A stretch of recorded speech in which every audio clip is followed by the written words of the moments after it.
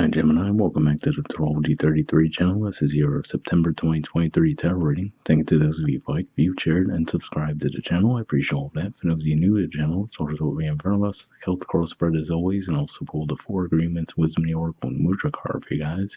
We're actually going to start the reading off by rolling off the astrology dice we have in front of us to get an idea of where your focus should be as far as that goes.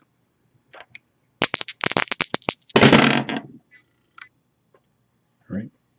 So we have 9 and 9th house energy for you guys is Aquarius. Astrologically speaking, it's pretty quiet there, but I do see some Aquarius energy in your spread. And in general, Aquarius points to you philosophy. 9th house energy points to you philosophy, higher learning, and foreign affairs. All right, we have Pisces, and Pisces is 10th house energy for you guys. And even though this is a September reading, right at the very end of August, there's going to be a full moon in Pisces, and then of course we've had Neptune there and Saturn there as well. So that could definitely be some impact on your career lives this month. And we have Pluto, and Pluto's retrograde in Capricorn right now. And for you guys, Capricorn is your 8th house of death, rebirth, intimacy, and investments. All right. So with all that out of the way, we'll get started with the main spread. In the main situation position, we have the 9 of Pentacles, Virgo energy, and challenging that, we have Temperance, Sagittarius energy.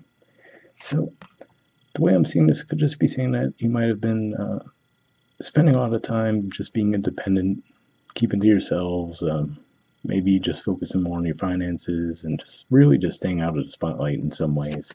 And with the Temperance coming up in the challenge position here, could just be saying that you might be feeling a calling to shift out of that energy. You might be feeling a pull toward more partnership-oriented energies now. So whether it be a romantic partnership, business partnerships, you name it. I feel like this is saying that you're feeling some kind of a pull away from the independent energy you've been in toward partnering up in some way.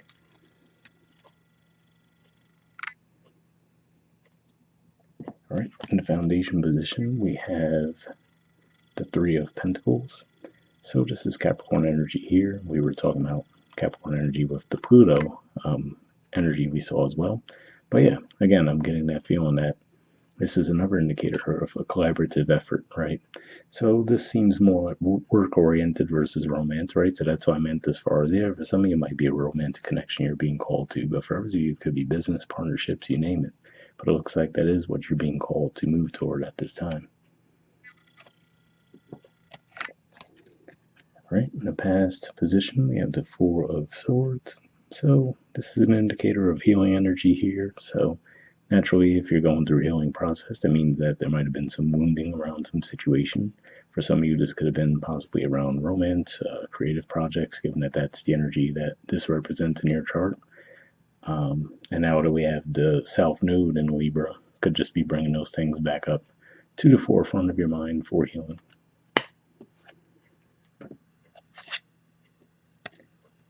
All right. In the present position, we have the Queen of Wands. So this is actually Aries energy here. And like I was talking about, we have the South Node in Libra. We also have the North Node in Aries. And for you guys, Aries is your 11th house of friendships, groups, hopes, and wishes. So again, this could be another indicator that you're being called to partner up with people, right? So if you've been going solo for a long time, it looks like you're being called to partnerships now.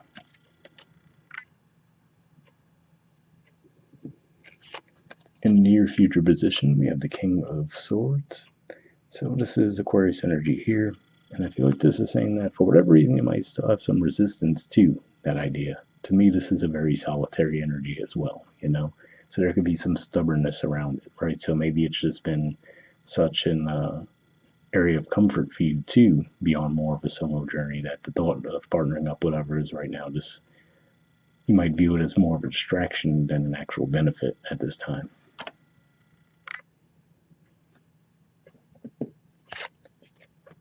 All right. In the position of your influence in a situation, we have the 5 of Cups. So Scorpio energy here. And for some of you, this could just be indicating what might have led you down that path, right? So like I said, with the 4 of Swords in the past position, it looks like there was some healing taking place.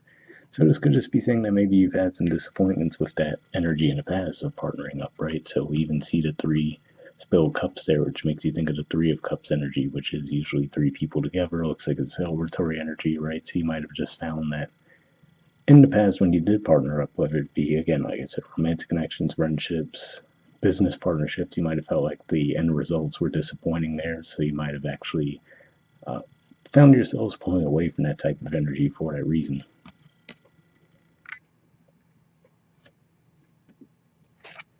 All right, in the environment position, we have the Six of Swords. So this is Aquarius energy here again. And yeah, it could just be saying that you're being called to leave that behind, right? Maybe easier said than done if this is just energy you've been carrying with you for a long time. But I feel like this is saying to let those disappointments of the past go, and not to necessarily expect them to continue, but to move toward calmer waters and knowing that the environment is more conducive to what you're looking for in the present.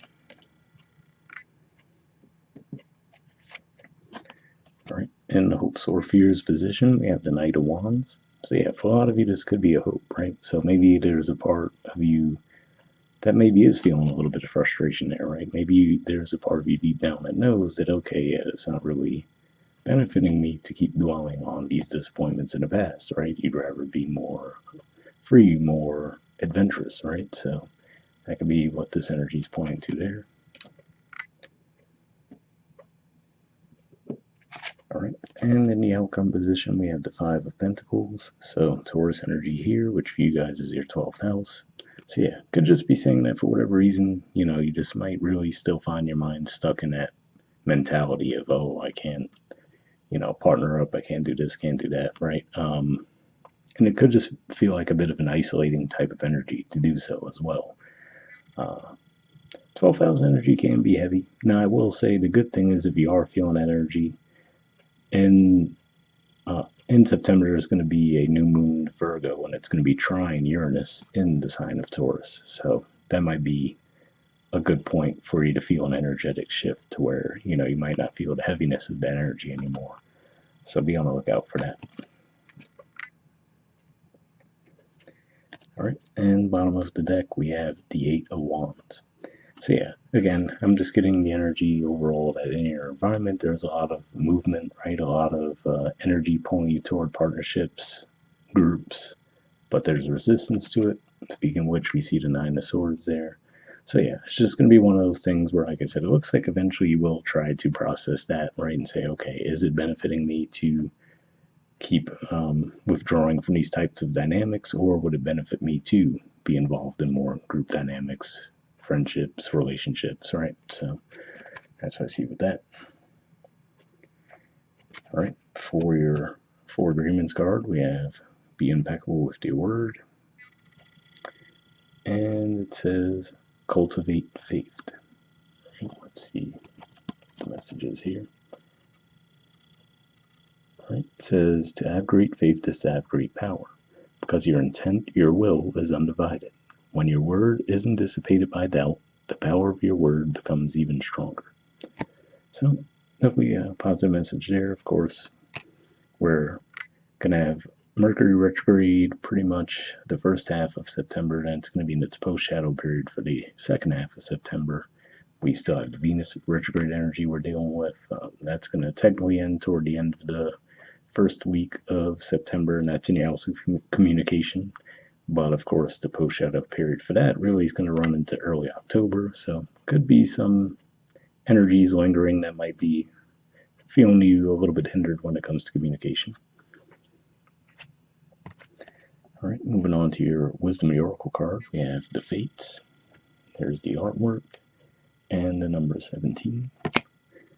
We'll see what this has to say.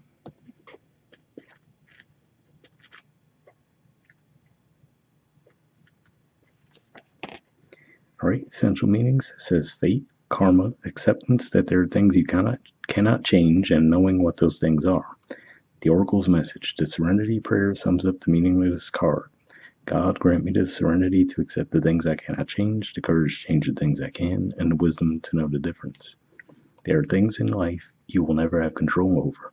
The conditions brought on by the evolution of the collective, by nature, and by your past experiences may be fated, preordained by spirit for a greater purpose you cannot understand in this lifetime. It may not be in your cards to understand why certain events occurred, but you can accept the mystery and work with what those events and your current circumstances have to teach you. This is the wisdom contained in the Serenity Prayer. So yeah, definitely a positive message there as far as like we said with that, seeing that Five of Cups energy, the Five of Pentacles energy. Like I said, there could have been some disappointment that it looks like you were doing some healing around, but for whatever reason, maybe it's coming back up to the surface for you guys this month. Like we said, maybe with those retrogrades. And now you're just trying to process that again. The relationship message says other people are who they are. You can't change them. The challenge is to accept them as they are and not try to make them otherwise to suit you. This is a time to look at how you attempt to mold people to fit your view of how they should be, so you can remain in a relationship and avoid discomfort. What if who they are and whatever is happening between you and them in this situation is perfect from the perspective of spirit? Now is the time to accept that you cannot change. Now is the time to accept what you cannot change, even if it means that you honor yourself, spirit, and the other person by moving on. Love unconditionally, for each of us are on our own journey, and we cannot direct that of another. Be aware that this relationship is indeed fated, and you are meant to evolve into a better version of yourself as a result of it. So yeah, interesting message there, because like I said, if anything, it seems like there's been resistance on your part to be involved in relationship dynamics. But for those of you who are in a relationship dynamic, hopefully that resonated with you guys. All right, the prosperity message says your experiences concerning prosperity and abundance are beyond your personal control right now.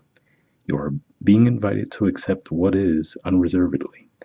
This could be a temporary situation seemingly thrust upon you by outside forces, but there is an underlying purpose you can't see that has been determined by the fates. It could be a situation you are unprepared for, and you may not understand how it will benefit you in the moment. Do not fight the situation.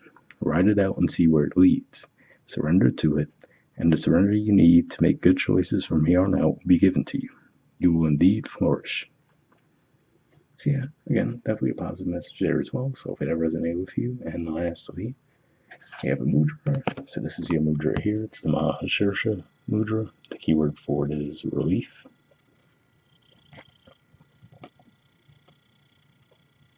Alright, and there's the info on it there if you want to pause it or take a screenshot to read what it has to say. But under benefits, it says relieves headaches, reduces tension in the eyes, breaks up congestion in the frontal sinuses, improves mental clarity. So if that sounds like a Mudra thing would be beneficial for you guys, I will put the name in the description of the video as always. We'll wrap up there, and I'll see you guys next month. Alright, bye.